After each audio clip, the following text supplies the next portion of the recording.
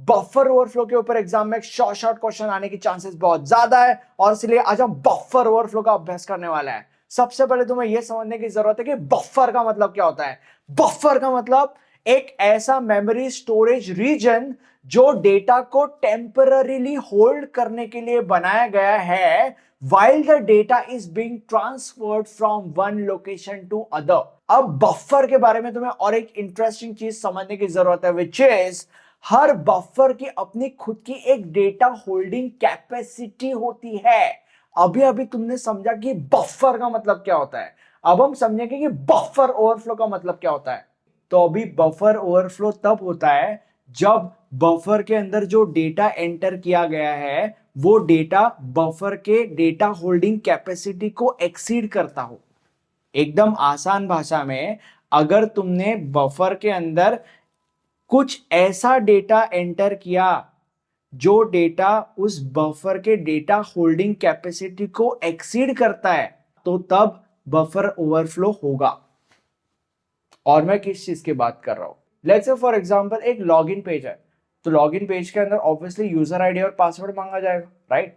तो अभी when it comes to user ID, सिर्फ और सिर्फ 5 कैरेक्टर्स अलाउड है, ठीक है। When it comes to user ID सिर्फ और सिर्फ 5 कैरेक्टर्स अलाउड है। इसका मतलब ये है कि इस यूजर आईडी वाले डब्बे में तुम सिर्फ 5 कैरेक्टर्स डाल सकते हो। बट तुम क्या करते हो, तुम इस यूजर आईडी वाले डब्बे के अंदर 5 से ज्यादा कैरेक्टर्स डाल देते हो। तो इसका मतलब तुमने क्या किया, इसका मतलब तुमने उस बफर के अंदर उतना डेटा भरा या उस बफर के अंदर उतना डेटा डाला जो उस बफर के डेटा होल्डिंग कैपेसिटी को एक्सीड करता हो। तो this is going to lead to buffer overflow, ठीक है। तो बफर ओवरफ्लो ये होता है। अब तुम्हें यह समझना है कि इस बफर फ्लो के वजह से तुम्हारा सिस्टम क्रैश हो सकता है, या तो अगर तुम्हारे सिस्टम के ऊपर साइबर अटैक हुआ तो उस साइबर अटैक के लिए ये बफर ओवरफ्लो एंट्री पॉइंट बन सकता है।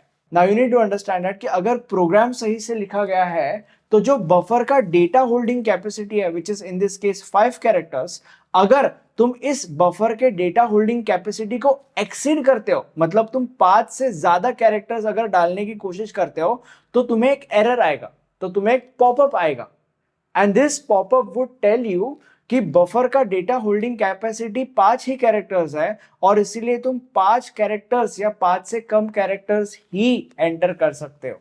बट अगर प्रोग्राम सही से नहीं लिखा गया है तो जो यूजर है या जो अटैकर है, अटैकर भी कह सकते हैं, वो बफर का जो डेटा होल्डिंग कैपेसिटी है उस डेटा होल्डिंग कैपेसिटी से ज्यादा कैपेसिटी वाला इनपुट एंटर करेगा, which is in this case 5 characters से ज्यादा कैरेक्टर्स का इनपुट।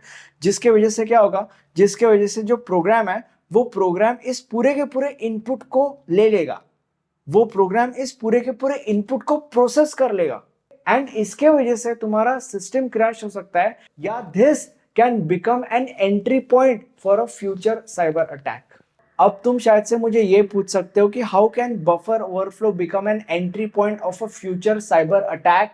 तो मैंने तुम लोग को कुछ समय पहले क्या बोला था, मैंने तुम लोग को ये बोला था कि अगर प्रोग्राम सही से नहीं लिखा गया तो उस केस में बफर का जो डेटा होल्डिंग कैपेसिटी है उस डेटा होल्डिंग कैपेसिटी से ज्यादा का अगर तुम इनपुट एंटर करते हो तो भी तुम्हें एरर नहीं आएगा, और उस बफर के डेटा होल्डिंग कैपेसिटी से ज्यादा का इनपुट तुम एंटर कर भी सकते हो, राइट। तो अगर प्रोग्राम सही से नहीं लिखा गया और जो अटैकर है उसने बफर के डेटा होल्डिंग कैपेसिटी से ज्यादा का इनपुट एंटर किया, तो इस केस में बफर का डेटा होल्डिंग कैपेसिटी 5 कैरेक्टर्स है, बट जो अटैकर है उसने 5 कैरेक्टर से ज्यादा का इनपुट एंटर किया है, मान लेते हैं।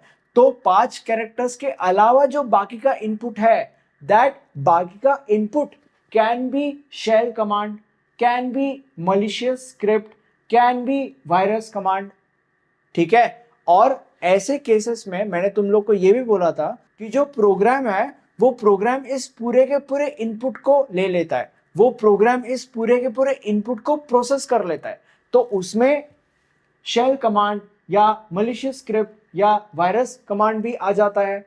वो भी प्रोसेस कर लेगा वो, जिसके वजह से बहुत ज्यादा चांसेस है कि अगर मान लेते हैं लेट्स से शेल कमांड होगा या मलिशियस स्क्रिप्ट अगर वो हुआ या अगर वायरस कमांड वो हुआ तो वो एग्जीक्यूट हो जाए।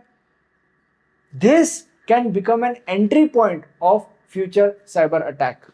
अब आगे बढ़ने से पहले तुम्हें यह समझना है कि यहाँ पे तुम टॉपिक तो समझ गए, बट अगर एग्जाम में इसके ऊपर सवाल आया तो तुम्हें प्रॉपर आंसर लिखने की जरूरत है ताकि तुम्हें पूरे के पूरे मार्क्स मिले। और ऐसा करने के लिए आप हमारे नोट्स रेफर कर सकते हो। नोट्स के अंदर एग्जाम में आने वाले मोस्ट ऑफ द क्वेश्चंस और उनके आंसर्स बहुत ही ज्यादा इजी टू अंडरस्टैंड लैंग्वेज में लिखे गए मिल जाएंगे आपको। नोट्स के सारे डिटेल्स नीचे डिस्क्रिप्शन बॉक्स में अवेलेबल है। अब बफर ओवरफ्लो के बारे में जो आखिरी पॉइंट तुम्हें समझना है, विच इज बफर ओवरफ्लो जो है वो C एंड C++ इन दो लैंग्वेजेस में सबसे ज्यादा देखने को मिलता है।